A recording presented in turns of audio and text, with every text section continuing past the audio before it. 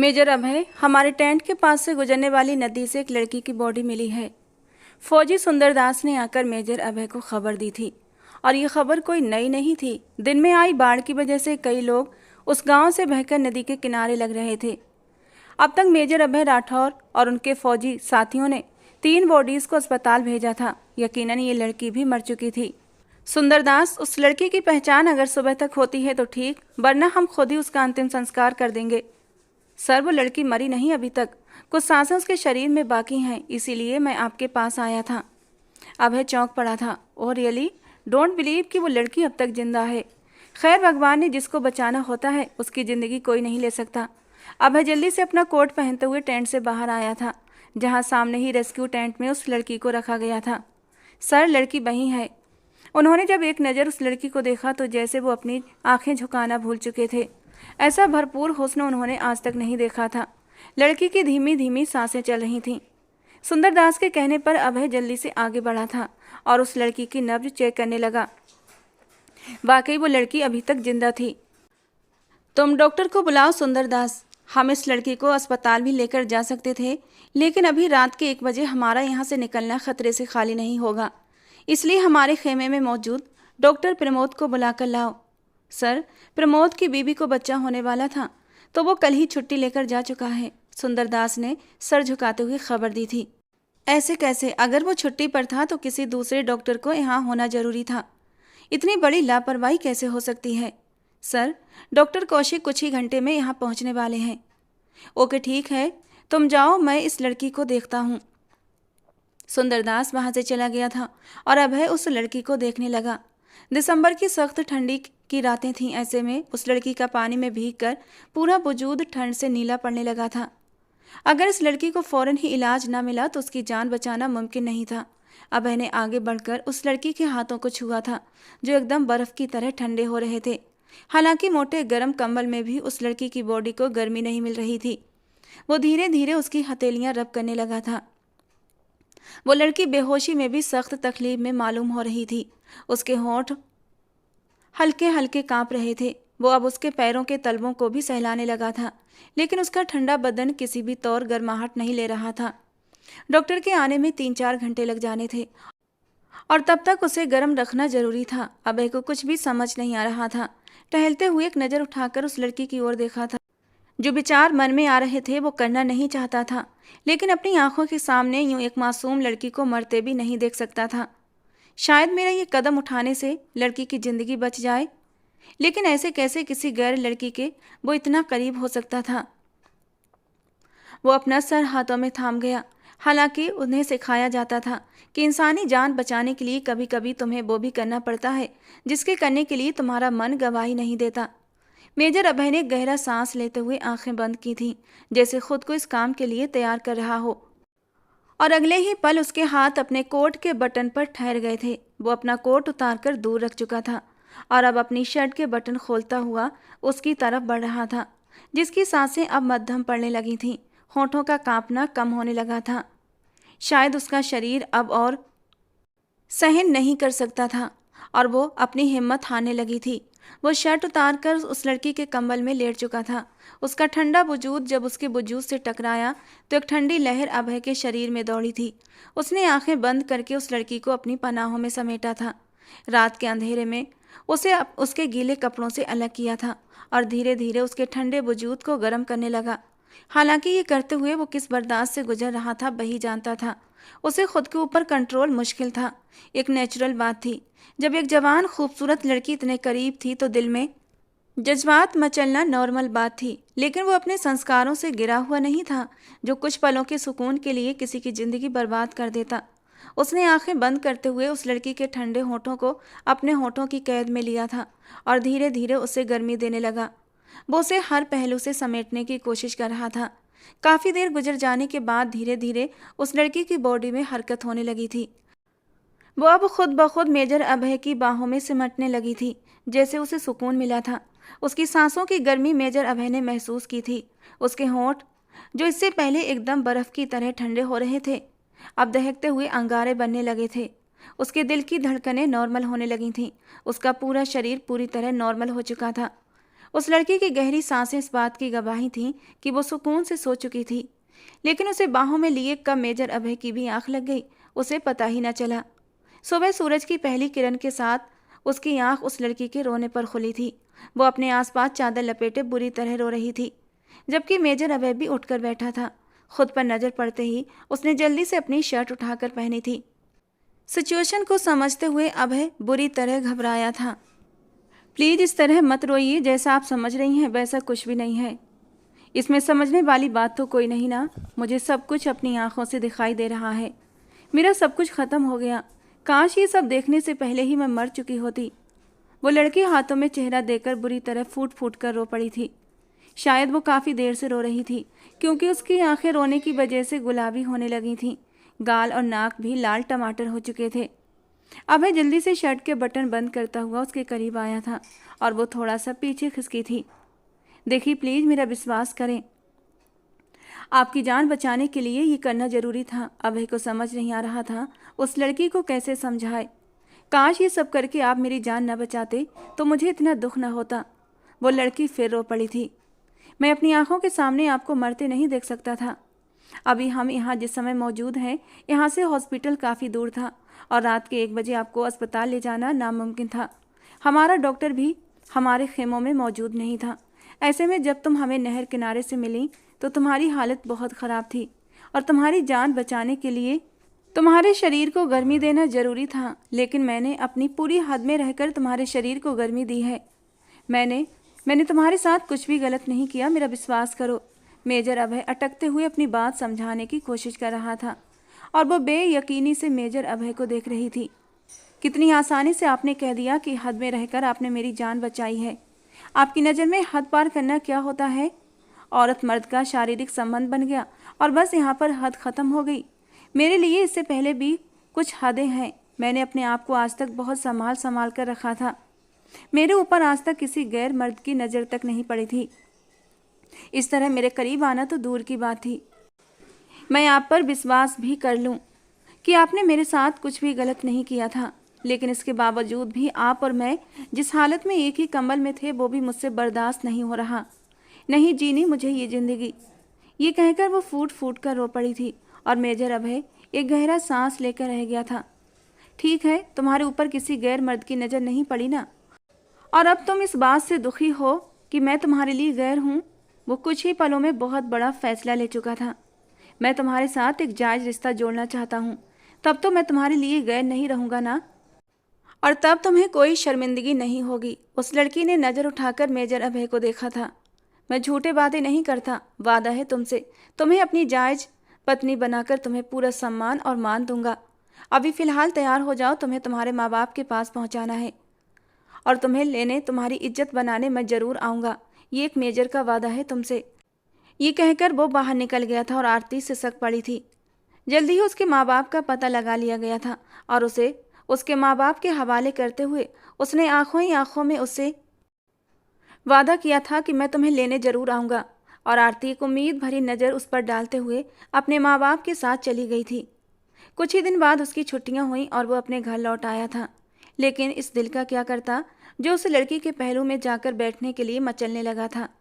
जब उस रात की उसकी संगत महसूस होती तो उसका दिल खुद ब खुद धड़कने लगता, होठों पर मुस्कान आ जाती, उसके नर्म वजूद की नरमी महसूस करता तो दिल में नए एहसास पनपने लगते थे और इस एहसास से दिल में गुदगुदी सी होने लगती थी। जब उसने उससे शादी का वादा किया था, लेकिन तब उस लड़की के लिए उसके दिल में कोई जज्बात नहीं थे। लेकिन जब से वो उससे दूर हुई थी उसे समझ आया था वो उसके लिए अपने दिल में फीलिंग्स रखने लगा है।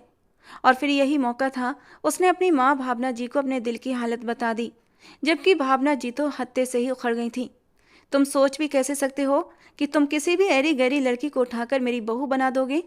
मेजर सुनील राठौर के बेटे हो तुम, जिनका नाम लोग एक गांव में नहीं आसपास के गांव में भी बहुत इज्जत और सम्मान से लेते थे। उसकी बहू इतनी मामूली से घराने से हरगिज भी नहीं। मैं तुम्हारी शादी ठाकुर प्रताप की बेटी के साथ तय कर चुकी हूँ और उसी से तुम्हारी शादी होगी। जबकि अभय अपनी माँ की बात पर हैरान हुआ था। मामा, बिना पूछे आपने मेरी शादी तय कर दी, ऐसा कैसे हो सकता है? इसमें पूछने वाली कौन सी बात थी? माँ हूँ तुम्हारी और तुम्हारी ज़िंदगी के फैसले लेने के हक रखती हूँ। लेकिन ये मेरी पूरी ज़िंदगी का सवाल है मम्मा, और मैं अपने दिल की मर्जी के बिना कुछ भी नहीं करूँगा। मैं आरती से ही शादी करूँगा। मैं उससे वादा कर चुका हूँ, और मैं भी ठाकुर प्रताप से वादा कर चुकी हूँ कि उसकी बेटी नंदिनी ही तुम्हारी बीवी बनेगी। तो आपका वादा तो उसी सूरत में पूरा होगा ना, जब मैं जिंदा बचूंगा, क्योंकि एक मेजर अपने वादे से मुकर जाए उसके लिए मरने के बराबर है, और मैं अपना वादा नहीं तोड़ सकता।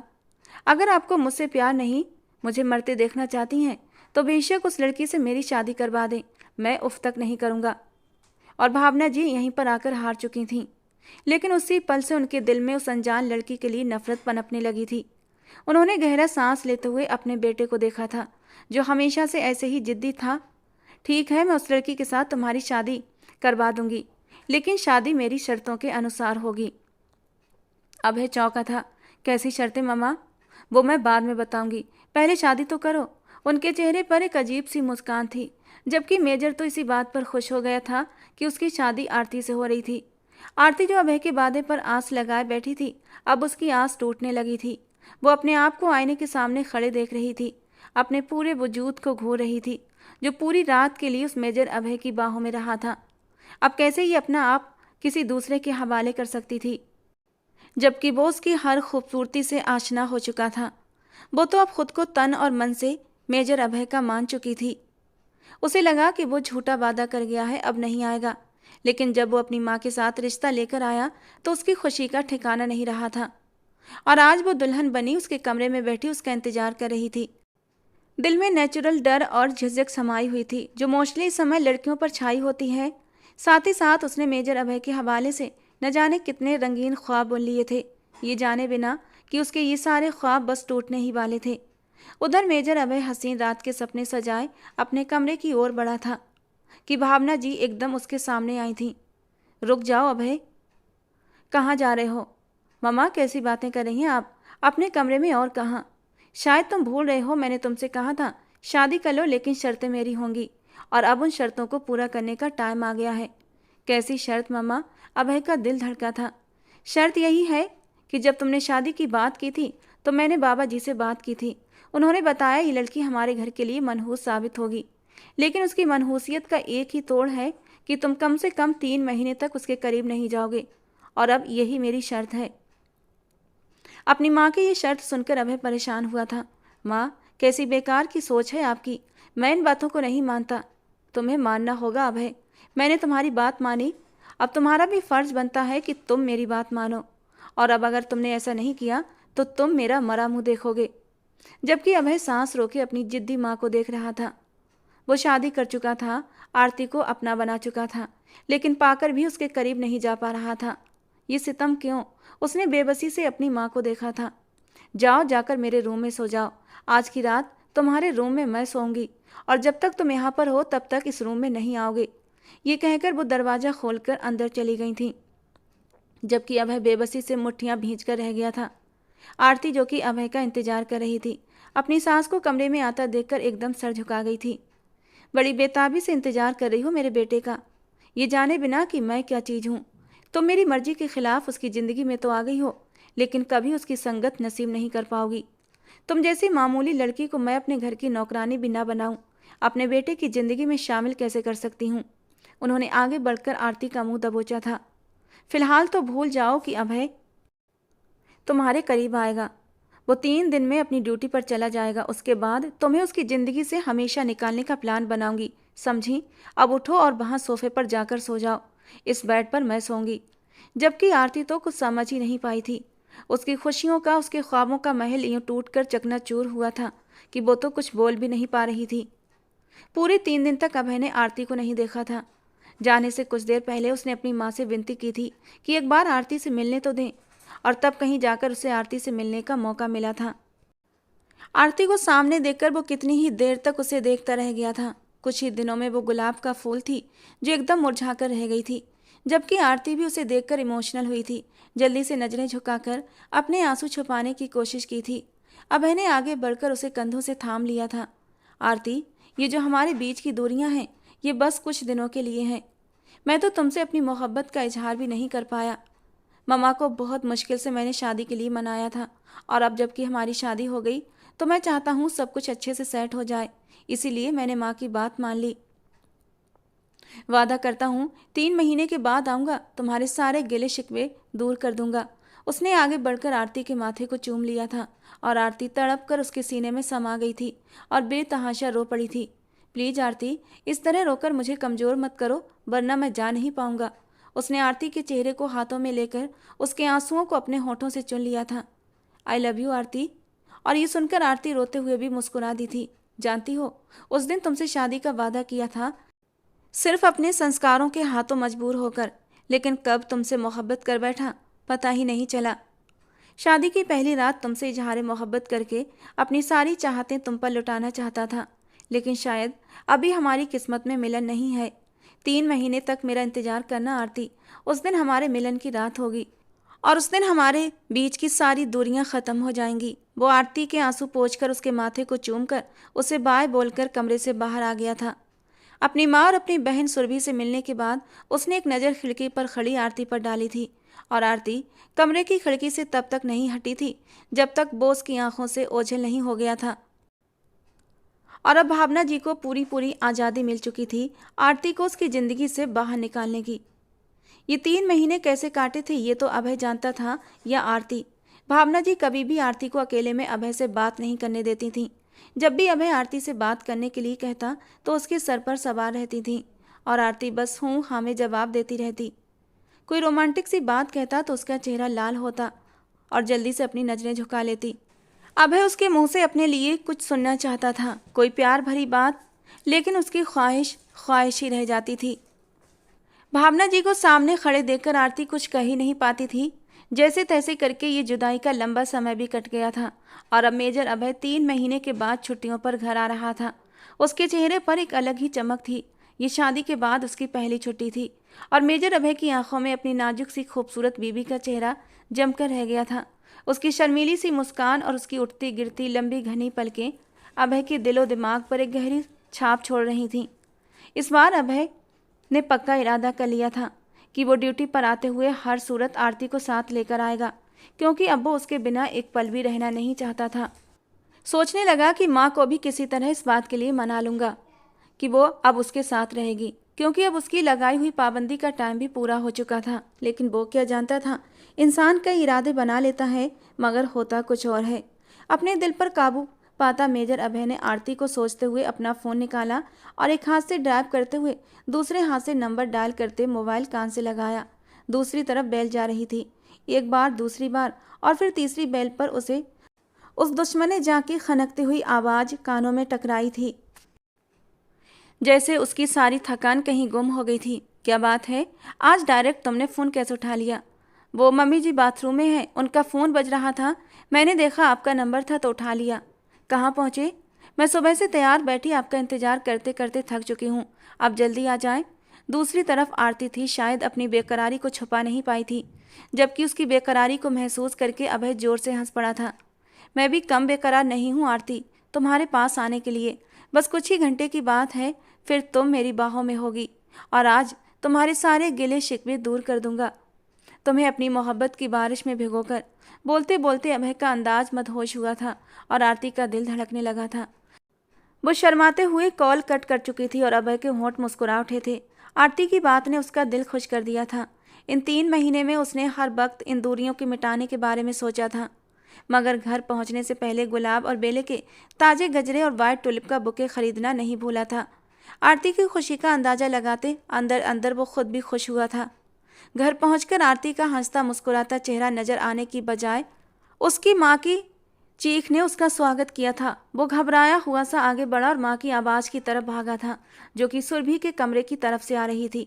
उनके चेहरे पर अविश्वास और दुख के गहरे बहाव थे, आंखों से आंसू बह रहे थे, जैसे वो अपने गम को काबू करना चाहती थी।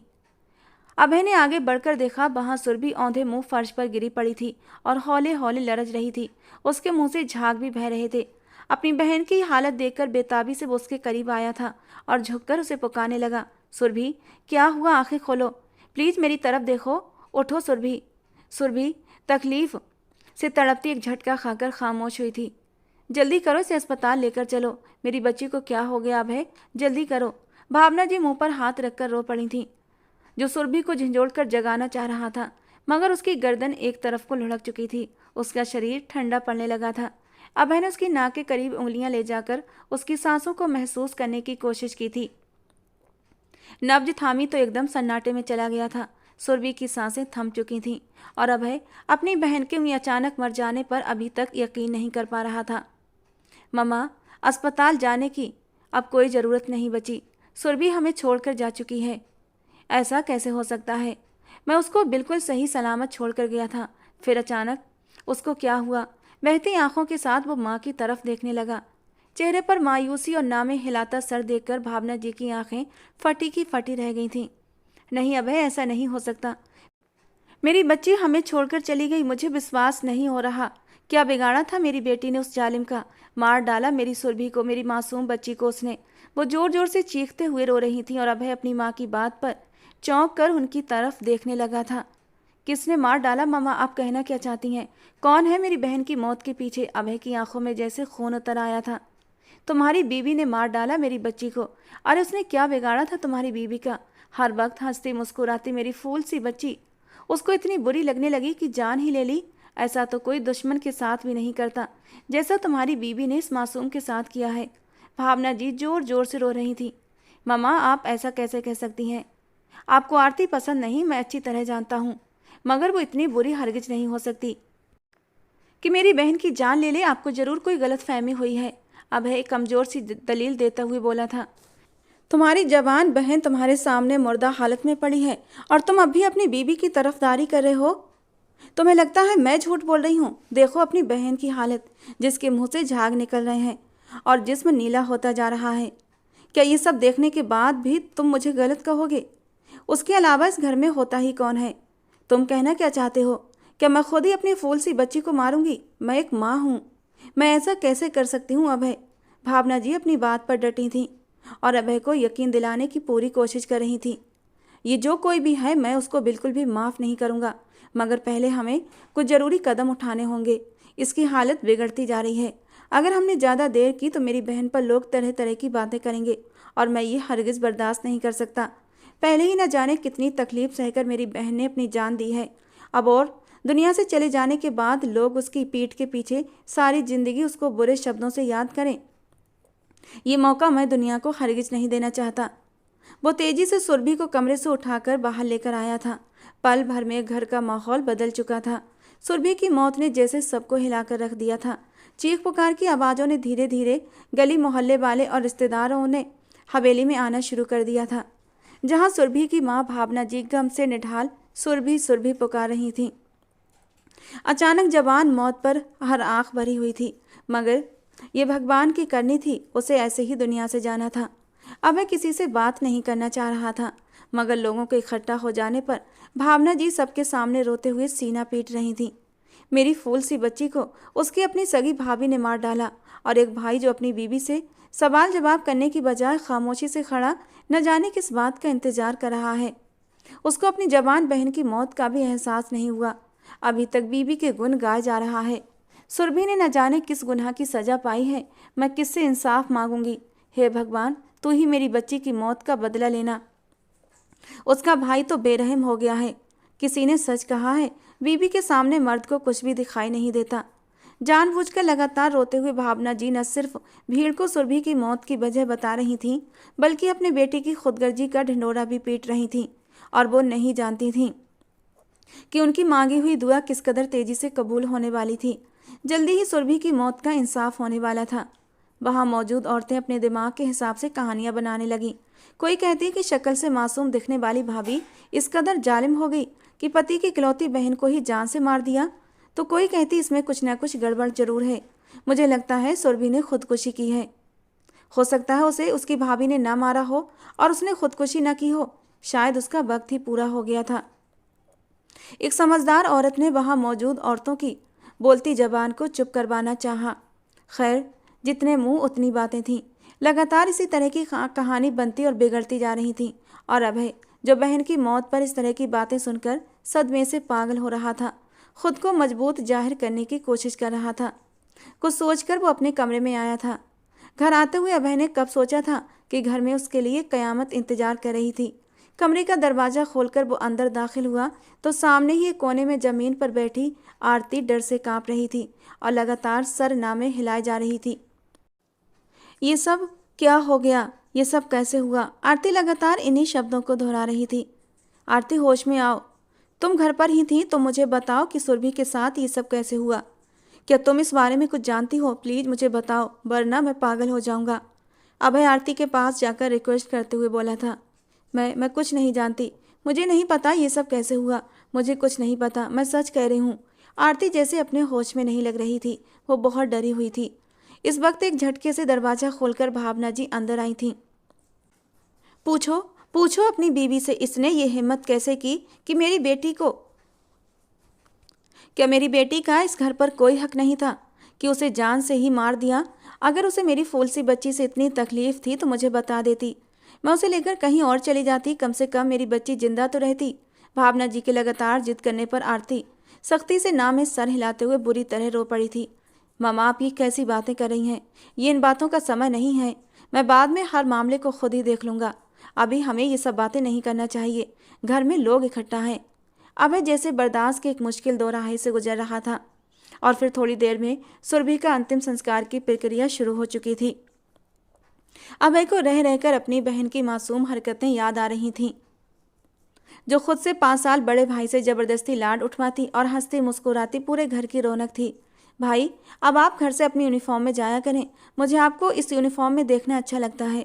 अभय आर्मी फोर्स ज्वाइन करने के बाद फिर भी हर वक्त इसी बात की जिद करती और अभय मुस्कुराकर रह जाता। मगर इस बार उसको अपनी बहन जिस हालत में मिली थी वो दर्द से टूटकर बिखर गया था। मेरी बहन के साथ ये जुल्म किसने किया? क्या आरती सुरभि के साथ ये सब कुछ कर सकती है?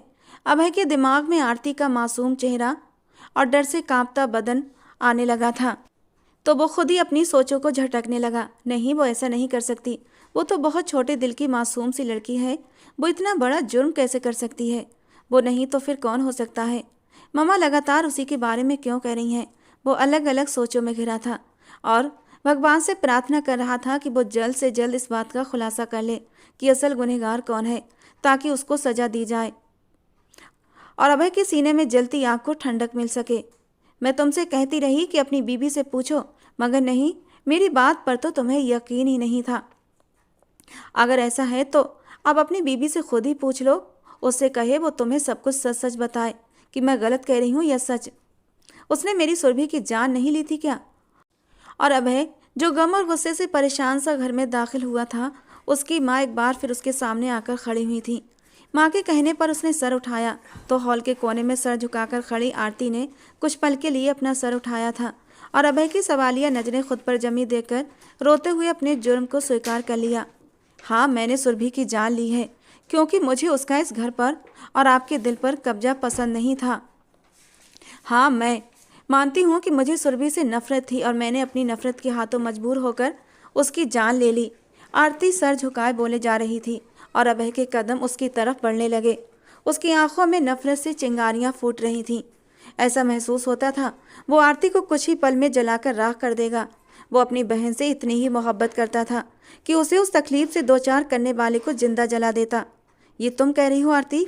तुम जानती हो ना, सुरभि मेरी बहन थी और जो तुम कह रही हो उसके अनुसार तुम उसकी कातिल हो और कत्ल की सज़ा किस कदर संगीन होती है तुम्हें इस बात का अंदाज़ा भी है। मेरी बहन को तुमने क्यों मारा? ऐसा कैसे कर सकती हो? मेजर अभय जैसे आरती के शब्दों को दोबारा से सुनना चाहता था। मैं किसी सज़ा के बारे में नहीं जानती अभय, ना ही मैं नफ़रत में ये जान पाई थी कि जो कदम मैं उठा रही हूँ उसके बाद मेरा क्या होगा। आप मुझे पुलिस के हवाले कर दें, फांसी चढ़ा दें या खुद ही गोली मार दें, जो चाहें करें, मगर मुझे बार बार इस जुर्म की गवाही न लें। मैं आपको एक बार बता चुकी हूँ, अब आगे नहीं बताऊंगी। वो झुके सर के साथ दबी दबी आवाज़ में बोले जा रही थी और अचानक ही अभय का हाथ उठा और उसके नाजुक से गालों पर अपने सख्त हाथ की छाप छोड़ चुका था। सजा तो तुम्हें ज़रूर मिलेगी, मगर पहले जुर्म साबित हो जाए, फिर मैं खुद अपना गुस्सा ठंडा करूँगा। उसके बाद तुम्हें कानून के हवाले करूँगा और तुम्हें इस कदर भयानक सज़ा दिलवाऊँगा कि तुम सारी ज़िंदगी याद रखोगी। अभय के बोलने का अंदाज सर्द और पथरीला था। अभय, जब लड़की ने अपने मुंह से स्वीकार कर लिया कि वही कातिल है, तो फिर किसी की गवाही की गुंजाइश कहाँ रहती है? तुम्हें पहली फुर्सत में इसे पुलिस के हवाले कर देना चाहिए ताकि ये अपने अंजाम को पहुंच जाए। इस वक्त शायद ये भी अपने किए पर पछता रही है, इसलिए इसने सच बोल दिया है। कहीं ऐसा ना हो ये अपने शब्दों से मुकर जाए और बाद में तुम्हें कोई ठोस सबूत भी ना मिल पाए जिससे तुम कातिल का पता चला सको। इसलिए बेहतर है इसको अभी इसी वक्त पुलिस के हवाले करो। जुर्म को साबित करवाना पुलिस का काम है और ये काम तुम उन्हीं को करने दो तो ज़्यादा अच्छा होगा। भावना जी की बात सुनकर वो सोफे पर अपना सर पकड़कर बैठ चुका था और फिर भावना जी ने अभय की एक न सुनी आरती को पुलिस के हवाले कर दिया। अभय ने घर की एक एक चीज को छान लिया था, मगर इस बात का कोई ठोस सबूत उसके हाथ नहीं लगा था कि सुरभि को जहर कैसे दिया गया था। वो हर पहलू पर गौर करने लगा था। वो ये बात मान ही नहीं सकता था कि आरती जैसी सादा मिजाज और मासूम सूरत की लड़की इस कदर बड़ा कदम उठा सकती है। वो तो अपनी सास की तंजिया बातों को भी सर उठाकर जवाब देने की हिम्मत नहीं कर पाती थी, फिर किसी की जान कैसे ले सकती थी। मगर उसने अपने जुर्म को स्वीकार तो खुद ही किया था ना, और मेजर अभय जैसे इंटेलिजेंट बंदे का दिमाग खाली होकर रह गया था। वो सच और झूठ की पहचान नहीं कर पा रहा था। शायद अपनी बहन की अचानक मौत ने उसको सोचने समझने की सुध बुध से खाली कर दिया था। मेजर अभय, मैंने अपनी पूरी कोशिश की है और हर तरह से आरती से सवाल किए हैं, लेकिन मुझे किसी पहलू से वो मुजरिम नहीं लगती। उसकी बॉडी लैंग्वेज भी किसी गुनहगार या कातिल जैसी हरगिज नहीं है। कातिल की आंखों में नफरत या फिर शर्मिंदगी होती है, मगर उसकी निगाहों में सिर्फ डर है। मैंने अपनी ज़िंदगी में कई औरतें जुर्म करने वाली देखी हैं और रोज़ कई तरह के मुजरिम मेरे पास लाए जाते हैं, मगर ये उनसे बिल्कुल अलग है।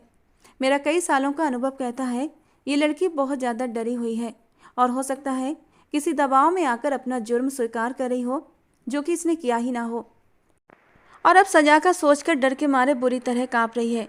इंस्पेक्टर, क्या आपको यकीन है ये डर की वजह से बयान देने पर मजबूर हुई है? मेजर अभय ने पूछा।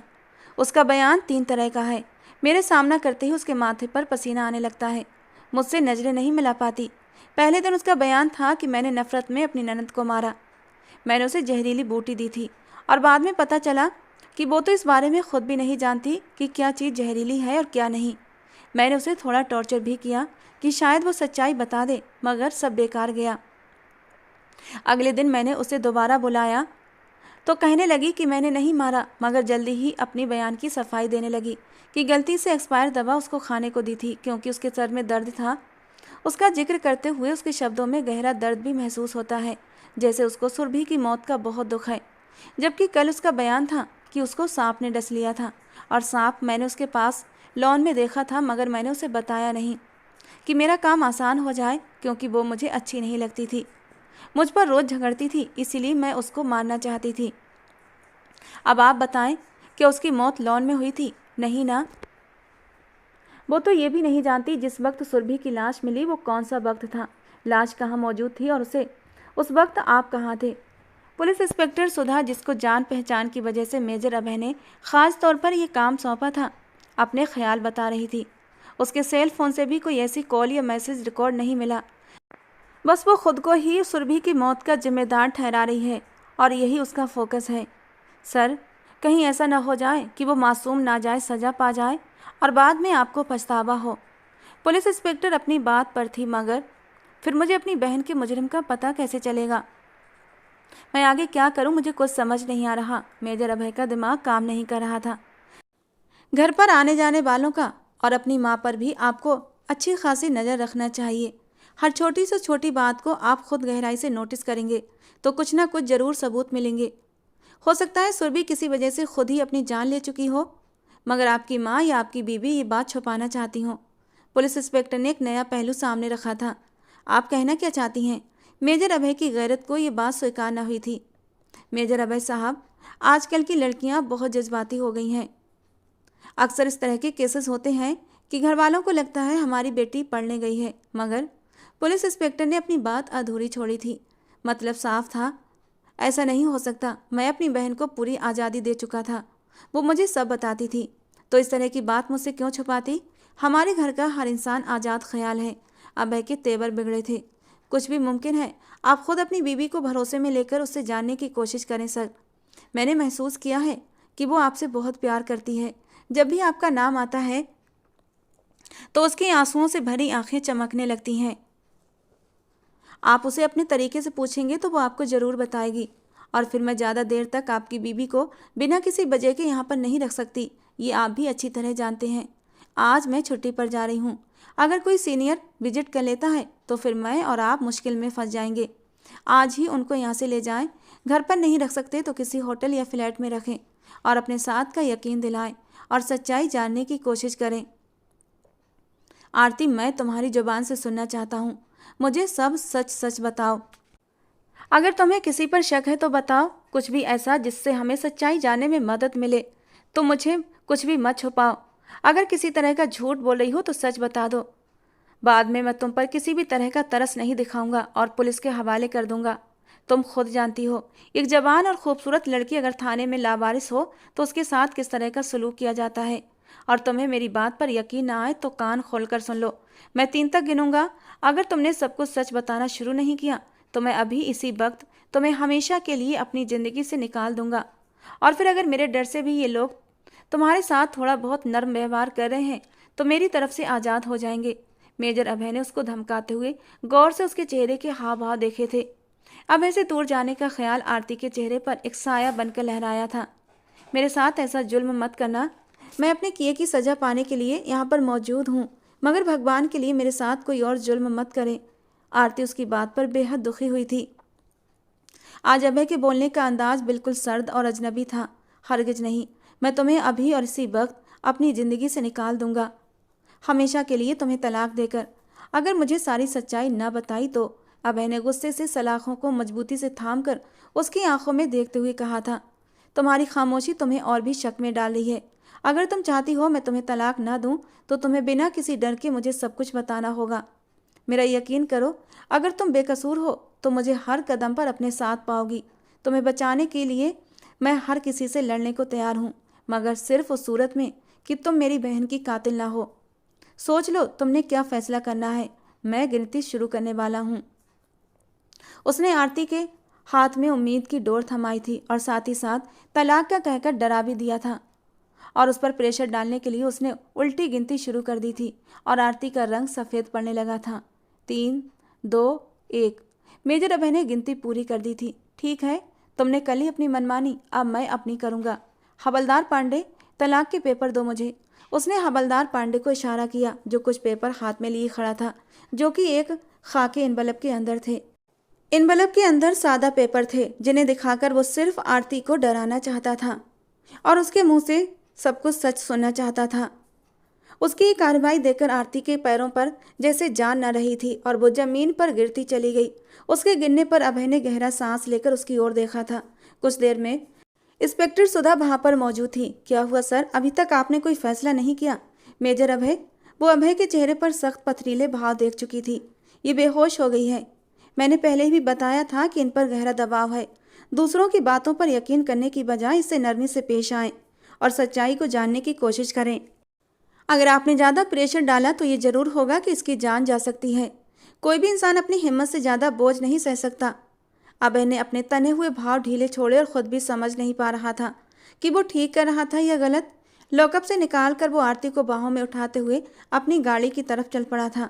पिछली सीट पर सावधानी से लिटाते हुए चेहरे पर पानी के छींटे मारे तो आरती थोड़ा सा कसमसाई। आंखें खोलो आरती, प्लीज़ मेरी बात सुनो। मैं तुम पर भरोसा करने के लिए तैयार हूँ। कुछ नहीं पूछूंगा तुमसे अब, बस तुम ठीक हो जाओ। अभय उस पर झुका, उसको होश में लाने की कोशिश कर रहा था। उसने आंखें खोलकर आसपास देखा और फिर हैरत से सवाल किया, मैं यहाँ पर कैसे आई? आप मुझे कहाँ लेकर जा रहे हैं? वो बेयकीनी से अभय की तरफ देख रही थी। तुम ठीक हो?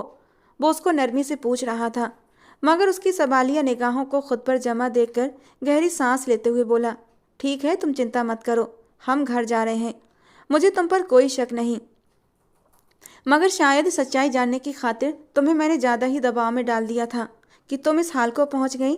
हो सके तो मुझे माफ़ कर देना।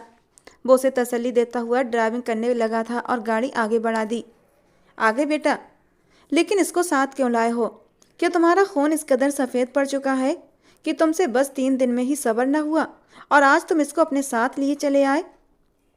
इतना सब कुछ होने के बाद भी तुम कैसे मर्द हो, कैसे भाई हो कि बहन के कातिल को घर ले आए? तुम्हें क्या सिर्फ इतना ही याद है कि ये तुम्हारी बीवी है? क्या तुम्हें अपने बहन की मासूम सूरत याद नहीं आती? भावना जी बेटे को घर में दाखिल होता देखकर तो सुकून से हुई थी, मगर उसके पीछे आती आरती को देखकर उनके चेहरे पर गुस्सा आया था। एक पल भी नहीं लगा बेटे को खूब शर्मिंदा किया था। वो पहले ही आरती पर बहुत प्रेशर डाल चुका था, अब और कुछ करना नहीं चाहता था। उसका दिल गवाही नहीं देता था कि आरती ने सुरभि को मारा है, और जब तक उसे ठोस सबूत नहीं मिल जाते वो आरती को तकलीफ देना नहीं चाहता था। इसलिए खामोशी से आरती का हाथ थामे अपने कमरे की तरफ बढ़ गया। कमरे में दाखिल होकर अपने हाथ में दवा खाकी लिफाफा निकाला और ताज़ा मोतिये के फूल वाले गजरे निकाल कर आरती के बालों में सजा दिए। देखो आरती, मेरी बहन की मौत को 3 दिन हुए हैं और मैं तुम्हें गजरे खरीद कर पहना रहा हूँ। इसी से अंदाज़ा लगा लो तुम्हें कितना चाहता हूँ। तो तुम्हारा भी तो फ़र्ज बनता है ना कि अपनी पति की खुशी का ख्याल रखो। हमारे बीच के मैं सारे फासले मिटा देना चाहता हूँ। अभय पुरानी टोन में लौट आया था और आरती का हाथ थामे छोटे छोटे कदम उठाता बेड तक जा पहुँचा। नहीं प्लीज़ ऐसा मत करें। आरती के चेहरे पर घबराहट और डर सिमट आया था। मगर क्यों? मैं तुम्हारा पति हूँ, तो क्यों तुम मुझसे खुद को दूर रखना चाहती हो? तुम जानती हो आरती, ये 3 महीने मैंने कैसे तड़प तड़प कर गुजारे हैं। एक इंसान हूँ मैं और मेरे भी कुछ जज्बात हैं। तुम्हारे साथ आखिर प्रॉब्लम क्या है आरती? वो चिढ़ गया था, अब और बर्दाश्त नहीं कर सकता था। बस मैंने बहुत देख लिए तुम्हारे नखरे, आज मैं कोई बहाना नहीं सुनूंगा। वो गुस्से से बिखर कर बोला था। वो जानता था इस वक्त आरती दिमागी तौर पर परेशान है, इसलिए वो उसे सुकून ही तो देना चाहता था। अपनी संगत में अपनी बाहों में समेट कर उसे एहसास कराना चाहता था कि वो उसके साथ है। उसने आरती को अपने करीब करके अपने सीने से लगाया तो उसकी सिसकियां कमरे में गूंज उठी थीं। धीरे धीरे अपने होठों से उसने आरती के वजूद को चूमना शुरू कर दिया और वो अपना सांस रोके खड़ी थी। और जैसे ही उसके होंठ गर्दन से होते हुए उसके गालों तक आए थे तो उसे नमी का एहसास हुआ था और अभय हथियार डालने पर मजबूर हो चुका था। ठीक है, तुम सो जाओ। पहले ही तुम्हारी तबीयत कुछ ठीक नहीं है, खुद को और परेशान मत करो, क्योंकि मैं ज़बरदस्ती नहीं चाहता। अभय ने गहरा सांस लेते हुए खुद को रिलैक्स किया था और कमरे से बाहर बालकनी में चला गया। दिलो दिमाग में एक जंग सी छिड़ी थी और वो इस जंग से परेशान हो चुका था। वो अंधेरे में कुछ तलाश कर रहा था, वो अंधेरा जो उसकी ज़िंदगी में दाखिल होकर हर तरफ फैलता जा रहा था, जिसमें गुम होकर वो अपनी बहन के कातिल को तलाश नहीं कर पा रहा था। जिस वक्त वो घर में दाखिल हुआ था उसकी माँ की चीख उसके कानों में पड़ी थी और वो तेजी से अपनी माँ की चीख की तरफ लपका था, मगर उस वक्त वहाँ आरती नहीं थी। भावना जी वहाँ पर अकेली थीं। फिर वो आरती को क्यों कातिल बता रही थीं? सुरभि की मौत हादसा भी हो सकती थी। वो अलग अलग पहलुओं पर गौर कर रहा था, मगर कोई सिरा हाथ नहीं लगा। वो वापस बंद कमरे में आया जहाँ आरती न जाने कब की सो चुकी थी। वो भी काफ़ी थकावट महसूस कर रहा था, इसलिए सोना चाहता था। वो जैसे ही बालकनी के दरवाजे को बंद करने लगा उसने एक साया बाहरी दरवाजे से अंदर दाखिल होते देखा था, तो वो एकदम चौंका। फिर एक भी पल गवाए बिना वो कमरे से बाहर भागा था। सीढ़ियों के करीब खड़े होकर उसने वो साया बहुत ही तेजी से अपनी माँ के कमरे की तरफ जाते देखा था। अभय ने भी बिना कदमों की आहट पैदा किए उसी तरफ कदम बढ़ाए। हार्ट से वो अंदाज़ा लगा चुका था कि ये साया किसी मर्द का था। कमरे के दरवाजे पर पहुंचकर अंदर से आने वाली आवाज़ों पर गौर किया, मगर अगले ही पल उसके पैरों तले से जमीन खिसकी थी। उसका पूरा शरीर कांपने लगा था। अगर वो अपने कानों से इतनी भयानक हकीकत न सुन लेता तो कभी मरकर भी यकीन न करता। अभय की हिम्मत जवाब दे गई थी। जोरदार अंदाज में दरवाजे को लात मारते हुए वो अंदर दाखिल हुआ था। सामने सोफे पर एक अजीब से हुलिये वाला आदमी बैठा हुआ था। काली रंगत, ऊंचा चौड़ा वजूद, केसरिया कपड़े और खुद को एक चादर में लपेटे बैठा था। मगर सवाल ये था आखिर वो है कौन, और उसकी माँ उसके साथ इस कदर फ्रैंक अंदाज में घर के मामले क्यों डिस्कस कर रही थी, वो भी रात के समय। बेटी के अचानक कमरे में दाखिल होने पर वो बुरी तरह बौखला गई थी। कौन है ये इंसान जिसके साथ आप मेरी मासूम बहन के बारे में बात कर रही हैं? अभय बिना किसी लिहाज के दहाड़ कर पूछा था। बेटा तुम गुस्सा मत करो, मैं सब बताती हूँ। भावना जी ने खुश्क होंठों पर जबान फेरी थी। पहले इसे घर से निकालें। आप उसको अपने कमरे तक कैसे ला सकती हैं? जो शक्ल से ही छटा हुआ बदमाश लगता है। बेटा इनको कुछ मत कहो, ये बहुत पहुँचे हुए बाबा हैं। भावना जी के चेहरे पर डर के साए थे। जबान संभाल कर लड़के, मुझे गुस्सा मत दिलाओ, कहीं तुम्हारा हाल भी तुम्हारी बहन वाला ना कर दूं, जिसको तड़प। उस इंसान के शब्द पूरे होने से पहले अभय ने उसके गिरेबान से पकड़कर झटके से खड़ा किया था। मम्मा, मेरी बहन का कत्ल आरती ने नहीं किया था, तो आपने मुझसे झूठ क्यों बोला? वो जख्मी शेर बन चुका था। जबकि अभय की बात पर भावना जी का रंग सफ़ेद पड़ा था। अभय बेटा, मेरी बात सुनो, ये तुम बहुत गलत हरकत कर रहे हो। उनकी नाराज़गी में हमारा घर बिखर जाएगा। आप कैसी बातें कर रही हैं? अभय हैरत से मुंह खोले अपनी माँ की बातों को समझने से परे था।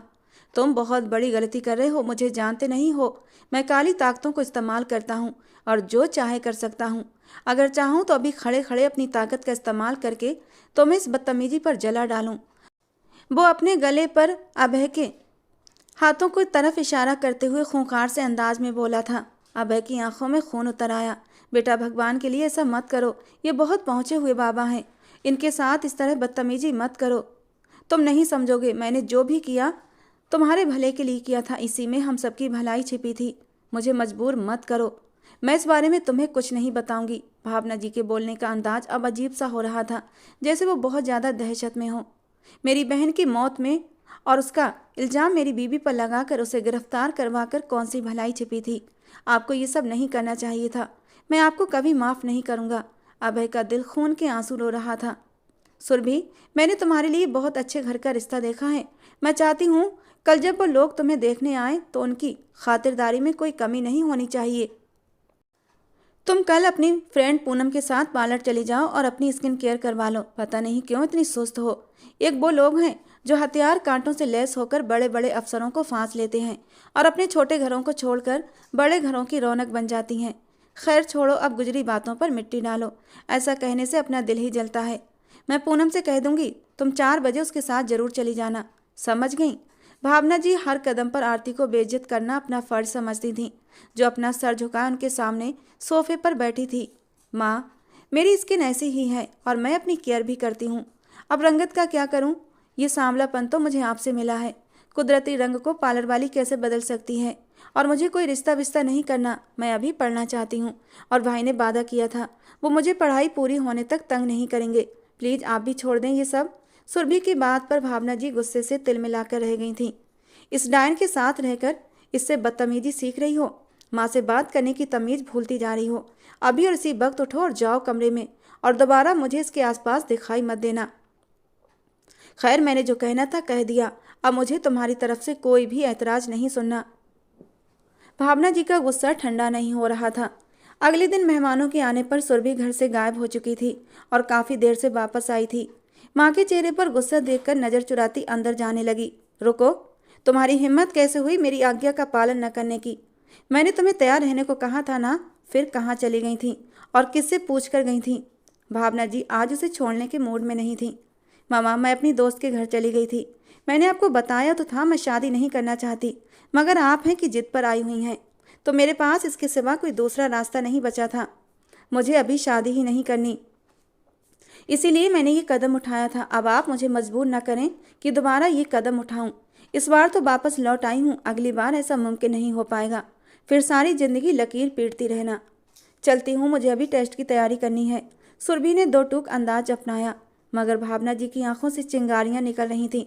तुम हद से बागी होती जा रही हो सुरभि, तुम्हें तो मैं अच्छे से सबक सिखाती हूँ। अपने कमरे से कदम भी बाहर नहीं रखोगी। मैं बहुत जल्द तुम्हारी शादी करने वाली हूँ। मुझे आंखें दिखाने लगी हो, इतनी बड़ी हो गई। भावना जी ने उसका हाथ पकड़कर घसीटना शुरू कर दिया था और उसे ले जाकर बेड पर धक्का देते हुए दरवाज़ा बाहर से लॉक कर दिया। आरती एक तरफ खड़ी सब कुछ देख रही थी, मगर आगे बढ़ने या कुछ बोलने की हिम्मत उसमें नहीं थी। भावना जी ने खूंखार निगाहों से उसको घूरा और सर झटक कर अपने कमरे में आ गई। कुछ दिन तक सुरभि ने खूब हंगामा किया, मगर फिर वो बिल्कुल खामोश हो गई थी। भावना जी को जब यकीन हो गया सुरभि अब हिम्मत दिखाने की कोशिश नहीं करेगी, तो उसको कमरे से निकलने की इजाज़त दे दी गई थी, मगर घर से अब भी बाहर जाने की इजाज़त नहीं थी। और फिर एक दिन सुरभि को आरती से बात करते हुए भावना जी ने सुन लिया। आरती भाभी, प्लीज़ आप कुछ करें, भाई को इस बारे में बताएं, वो मेरी मदद करेंगे। मैं अमित को पसंद करती हूँ और मैं अमित से छुपकर शादी भी कर चुकी हूँ। उसके अलावा किसी के बारे में सोचना भी नहीं चाहती। मगर सुरभि, तुम जानती हो ना, मम्मी जी कभी ऐसा नहीं मानेंगी। आरती डर रही थी। उसकी फिक्र मत करें, अभय भाई सब संभाल लेंगे। माँ की भी उनके सामने एक नहीं चलती, वो बस मुझ पर रौब झाड़ती हैं। आप बस भाई से बात करें।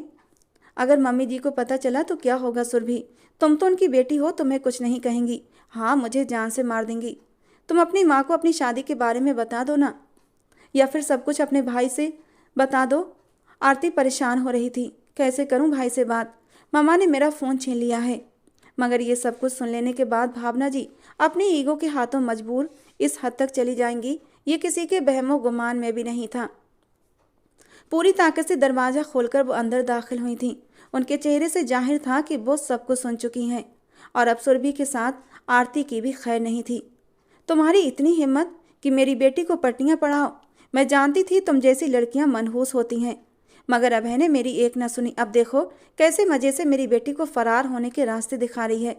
तुम तो खुश होगी ना कि ये घर से चली जाए और तुम्हारी जान छूटे, मगर मैं ऐसा नहीं होने दूंगी।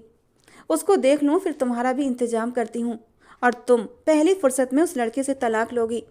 और आरती से बात करते वो अचानक सुरभि की तरफ पलटी थीं। भावना जी के इरादे अच्छे खासे खतरनाक थे।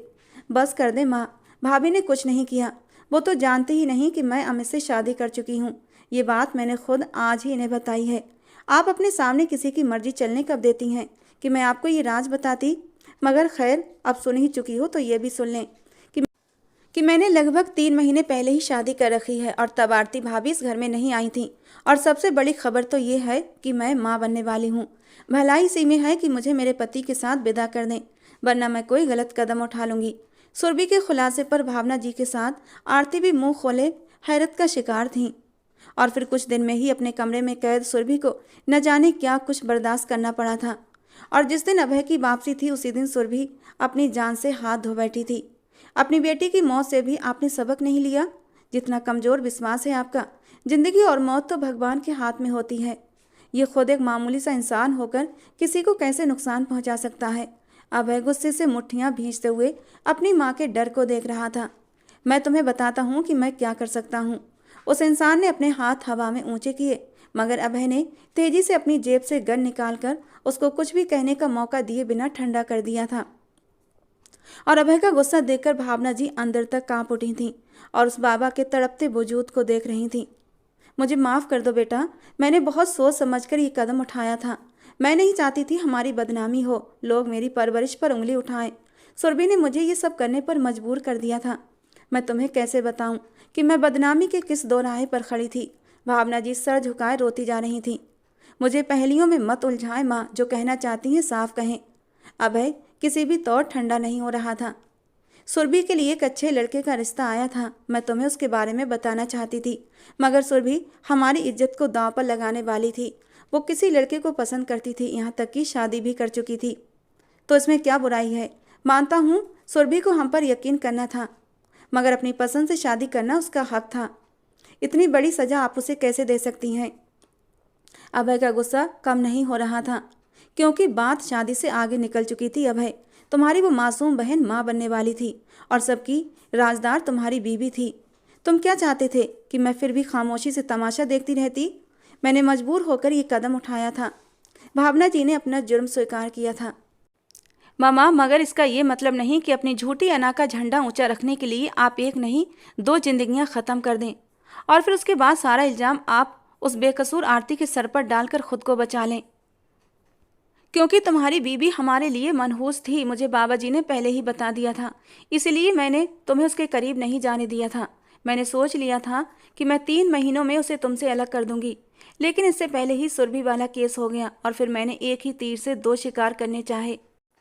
जब आरती रात को सो रही थी तो मैंने इसी बाबा की मदद से आरती के साथ बाबा की कई तस्वीरें बनाई थीं और वही तस्वीरें दिखाकर मैंने आरती को ब्लैकमेल किया था कि अगर उसने सुरभि की मौत के लिए खुद को जिम्मेदार नहीं ठहराया तो मैं ये तस्वीरें सोशल मीडिया पर वायरल कर दूंगी और अभय खुद तुम्हें अपने हाथों से ख़त्म कर देगा। वो बहुत रोई थी कि मैं मौत से नहीं डरती, बस अभय की आंखों में अपने लिए नफरत नहीं देख सकती। और वो मेरी बात मान गई थी। मुझे वो लड़की बिल्कुल पसंद नहीं, मैं उसे तुम्हारी ज़िंदगी से निकालना चाहती थी। भावना जी अब भी अपनी जिद पर अड़ी हुई थीं और यह हकीकत सुनकर अभय वहीं सोफे पर गिर गया था। वो मासूम सी लड़की उसके पीछे कितनी तकलीफ़ें उठा रही थी और उसे एहसास तक नहीं था। उसकी आंखें भीगने लगी थीं। उसने कसकर मुट्ठियां भींची थीं और अपने गुस्से को काबू किया था। मामा, सुरभि की गलत हरकत पर आरती को मनहूस कहने की बजाय आपको अकल से काम लेना चाहिए था। बड़ा दिल करके सुरभि को माफ़ करके उसे उसके पति के साथ विदा करना था। हर बात का पर्दा रह जाता, बाकी जो उसका नसीब होता वो खुद जिम्मेदार होती। मगर आपने तो बेहिसी की हद कर दी। अपनी सगी औलाद को ही कहते कहते अभय का चेहरा लाल हुआ था। और आप ये बाबाओं के चक्कर में पड़ गई। जानती हैं ना ये कितना बड़ा पाप होता है। आपने इन झूठे और पाखंडी बाबाओं के कहने पर और उनके बताए तरीकों से मेरी मासूम बहन की जान ले ली। हाँ तो क्या करती, मैं पहले खुद ही अपने हाथों से उसे सज़ा देने वाली थी, लेकिन औलाद थी ना तो ना दे सकी। फिर मैंने बाबा का सहारा लिया। मैं सुरभि की कुछ इस्तेमाल की हुई चीज़ें बाबा को देने लगी और बाबा ने जैसा जैसा कहा मैं वैसा वैसा करती चली गई। और आज बाबा अपने बाकी के पैसे लेने आए थे। रात के वक्त मैंने ही उन्हें बोला था ताकि ये किसी की नज़र में ना आ सकें। तुमने बहुत बड़ी गलती कर डाली है। ये बहुत पहुँचे हुए बाबा थे। अब अगर तुम्हें कुछ हो गया तो मैं क्या करूँगी। भगवान से डरे माँ, अपनी औलाद के साथ ये सब करके बजाय शर्मिंदा होने के आप अब भी जिद पर अड़ी हैं। सोचें अपने भगवान को क्या मुंह दिखाएंगी, अपने आप को कैसे छुपाएंगी उससे। मैं आपको इस बात पर कभी माफ़ नहीं करूँगा। आपकी बात मानकर मैंने एक बेगुनाह लड़की को पुलिस के हवाले कर दिया। ये तो भगवान की कृपा थी कि मैं बगैर किसी सबूत के उस पर कोई तकलीफ नहीं आने दी, इसीलिए उसको वापस घर ले आया हूँ। पापी तो आप हैं और मैं उसे मुजरिम समझता रहा। मैं अब और इस घर में आपके साथ एक दिन भी नहीं रखूँगा उसे। समझ गई आप? आपकी तो नीयत पहले ही ख़राब थी। पहले दिन से ही आपको आरती से प्रॉब्लम थी कि मैंने खुद से लड़की पसंद की थी और वो भी आम से घराने की। आप जानती हैं मेरे लिए सिर्फ मेरे दिल की खुशी अहमियत रखती है। मेरी खुशी आरती में थी, मगर अफसोस आप जैसी माँ जो अपनी जिद और अना में खुदगर्जी में पूरी तरह डूबी हुई थीं, जो समझ नहीं सकती थीं। अब रहिए अपने इस घर में अपनी झूठी अना के साथ, जो आपको अपने बच्चों से ज़्यादा प्यारी है। वो गुस्से से वहाँ से जा चुका था और अब भावना जी को एहसास हो चुका था, लेकिन अब उनके पास पछतावों के सिवा कुछ न बचा था। वो अपने कमरे में आया जहाँ आरती अपने बेड पर लेटी हल्के हल्के काँप रही थी। सोते हुए भी उसके दिमाग पर डर सवार था। मुझे माफ़ कर दो आरती, ज़िंदगी में पहली बार हकीकत को पहचानने में नाकाम रहा और अनजाने तुम्हारी तकलीफ़ का कारण बना हूँ। मैं अपनी जिम्मेदारियों पर तुम्हें विदा कराकर इस घर में लाया था और मैं तुम्हारी खुशियों का रखवाला था, मगर ये फ़र्ज पूरा करने में बुरी तरह नाकाम हो गया हूँ। तुम्हारे लिए तकलीफ़ और दर्द का कारण बनकर बेहद शर्मिंदा हूँ। मैंने अपनी माँ पर भरोसा किया था, समझ ही नहीं पाया वो तुमसे इस कदर नफरत करेंगी कि तुम्हें बर्बाद करके रख देंगी। उस औरत से मैंने क्या गिला करूं जो अपनी सगी औलाद की ना हुई। मगर काश तुम तो मुझ पर भरोसा करती और मुझे सब कुछ सच बता देती। कम से कम तुम्हें इस तरह तकलीफ़ का सामना नहीं करना पड़ता। और क्यों तुम्हारी बेबसी महसूस नहीं कर पाया मैं तो तुमसे मोहब्बत का दावा करता था ना, मगर तुम पर भरोसा न कर सका, क्योंकि मैं अपनी बहन सुरभि से बहुत मोहब्बत करता था। उसकी मोहब्बत में सच और झूठ का अंदाज़ा न कर सका, मगर अब और नहीं, मैं तुम्हें खुद से दूर नहीं करूँगी। अपनी माँ की बात मानकर तुम्हें उनके रहमो करम पर छोड़ देना मेरी खुद की गलती थी। हो सके तो मेरी ये गलती माफ़ कर देना। मैं तुमसे बेहद मोहब्बत करता हूँ और अगर तुम्हें कुछ हो जाता तो मैं सारी ज़िंदगी खुद को कभी माफ़ नहीं कर पाता। काश तुम मुझ पर एक बार भरोसा कर लेती आरती, काश एक बार मुझ पर भरोसा करके देखा होता। मैं तुम्हें कभी मायूस नहीं करता। अभय ने आगे बढ़कर आरती को अपनी बाहों के घेरे में लेते हुए अपनी गलती स्वीकार की थी। अभय जब उसके पहलू में लेटते हुए और जब अभय ने उसे अपनी बाहों में समेटते हुए उसके माथे को चूमा तो आरती ने आंखें खोल दी थीं। वो सब कुछ सुन चुकी थी। अपने कानों से अभय और भावना जी की बातें वो सुन चुकी थी और वो बुरी तरह डर गई थी और उल्टे कदमों जाकर कंबल में घुसकर लेट गई थी। लेकिन उसका कांपना बंद नहीं हो रहा था। वो तो बहुत मासूम थी, दुनिया की चालाकियों से दूर, लेकिन जो हकीकत आज उस पर खुली थी वो बुरी तरह डर गई थी। वो अभय की बाहों में सिमट गई थी, उसके सीने में सर छुपाकर रो पड़ी थी और अभय ने उसे सीने से भींचकर उसके आंसुओं को पोंछ दिया था। और उस रात अभय ने आरती के हर जख्म पर मरहम लगाया था, अपनी पनाहों में उस पर मोहब्बत लुटाते हुए आरती को हमेशा के लिए अपना बना लिया था। तो दोस्तों आज की हमारी कहानी आपको कैसी लगी कमेंट बॉक्स में ज़रूर बताना। पसंद आई हो तो प्लीज़ लाइक करना। रोज़ एक नई कहानी सुनने के लिए हमारे चैनल को सब्सक्राइब करना। मिलते हैं दोस्तों अगली किसी नई रोमांटिक कहानी के साथ।